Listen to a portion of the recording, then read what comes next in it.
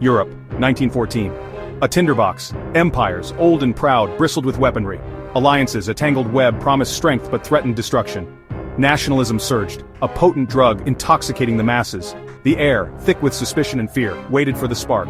For decades, peace had been a balancing act, a fragile dance on a razor's edge. Germany, newly unified, flexed its industrial might.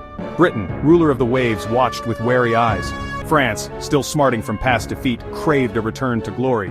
The Balkans, a cauldron of ethnic tensions, simmered with unrest. The Ottoman Empire, the sick man of Europe, weakened, its grip loosening on its diverse subjects. Into this powder keg stepped Archduke Franz Ferdinand, heir to the Austro-Hungarian throne. His visit to Sarajevo, a fateful decision. June 28, 1914. A bright summer day dawned on Sarajevo.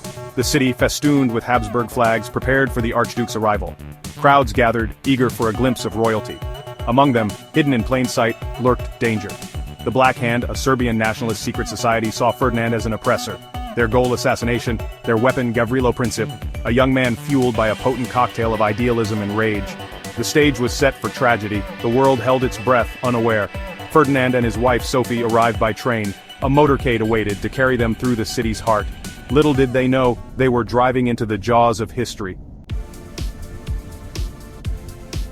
The motorcade, a procession of gleaming vehicles, made its way through the crowded streets. The Archduke and Duchess, smiling, waved to the throngs. The air buzzed with excitement, anticipation. But fate, a fickle mistress, had other plans. A wrong turn, a driver's mistake, changed everything. The motorcade stalled, confused, near the Latin Bridge. Princip, lurking nearby, saw his chance. He stepped forward, pistol in hand. The world in that instant pivoted. The shots rang out, sharp and loud, shattering the summer air. People screamed, panicked, as the gravity of the moment sunk in. Ferdinand and Sophie, mortally wounded, slumped in the back of their open car. A life, a future, extinguished. Section 4. The Wheels of War in Motion. News of the assassination spread like wildfire, igniting the tinderbox of Europe. Outrage, grief, and a thirst for vengeance swept through the Austro-Hungarian Empire. Germany, bound by treaty, pledged unwavering support. Austria-Hungary, emboldened, issued an ultimatum to Serbia, a list of demands designed to humiliate and subjugate. Serbia, backed by Russia, refused to fully comply. Diplomatic efforts faltered, diplomacy's voice drowned out by the drums of war. On July 28, 1914, Austria-Hungary declared war on Serbia. The dominoes began to fall one by one. Germany, honoring its pact, declared war on Russia, then on France, Russia's ally.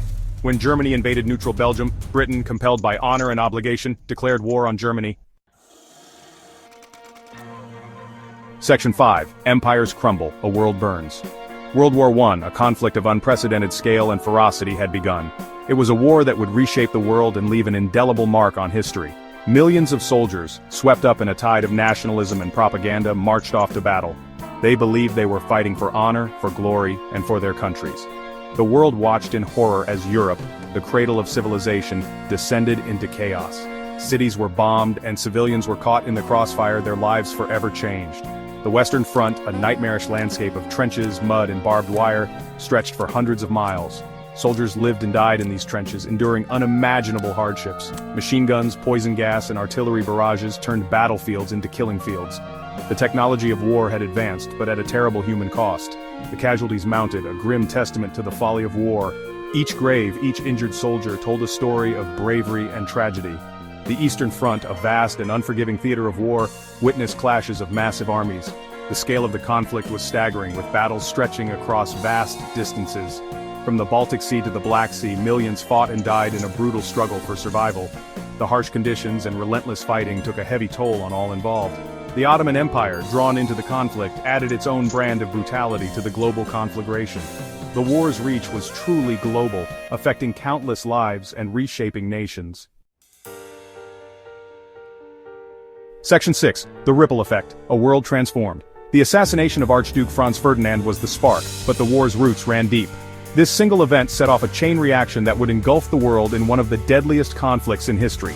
Imperial rivalries, economic competition, and a fervent belief in national destiny had created a world primed for conflict. Nations were armed to the teeth, ready to defend their honor and expand their influence. The assassination merely provided the catalyst. World War I shattered the old order. The trenches became the grim symbol of a new kind of warfare, one that was brutal and unrelenting. Empires crumbled, dynasties fell, and a generation was decimated. The war left a trail of destruction and loss that reshaped the global landscape. The war's end in 1918 brought no real peace, only a fragile truce. The celebrations of Armistice Day were overshadowed by the harsh realities of the Treaty of Versailles. The Treaty of Versailles, harsh and punitive, sowed the seeds for future conflicts. It imposed heavy reparations and territorial losses on Germany, creating a sense of humiliation and resentment. The war's consequences reverberated for decades. The political landscape of Europe was forever altered, and the economic and social impacts were felt worldwide. The Russian Revolution, born in the crucible of war, gave rise to the Soviet Union. This new political entity would become a major player on the world stage. The collapse of the Ottoman Empire redrew the map of the Middle East. New nations were born, and old ones were redefined, leading to a century of geopolitical tension. The United States, drawn reluctantly into the conflict, emerged as a global power. Its involvement marked the beginning of a new era in international relations and economic dominance. Section 7. A century later, echoes of the shot.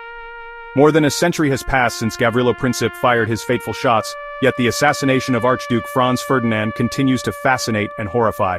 This single act of violence set off a chain reaction that plunged the world into one of its deadliest conflicts. It stands as a stark reminder of the fragility of peace and the devastating consequences of unchecked nationalism. The trenches of World War I, filled with young soldiers, are a testament to the horrors that can unfold when diplomacy fails. The world today, interconnected and interdependent, faces its own set of challenges. In our globalized society, the actions of one nation can ripple across the globe, affecting millions. The lessons of history, though often painful, offer valuable insights. They teach us the importance of vigilance, the need for dialogue, and the power of collective action. The assassination in Sarajevo reminds us that seemingly insignificant events can have profound and far-reaching consequences. A single moment can alter the course of history. As we navigate the complexities of the 21st century, we must remember the past, learn from its mistakes, and apply those lessons to our current challenges. We must strive to build a world where dialogue, diplomacy, and mutual understanding prevail. Only through cooperation can we hope to avoid the mistakes of the past. The shot that echoed through Sarajevo must serve as a perpetual warning, a reminder of the catastrophic consequences that can arise from a single act of violence. It is a reminder that the path to war is often paved with good intentions gone awry.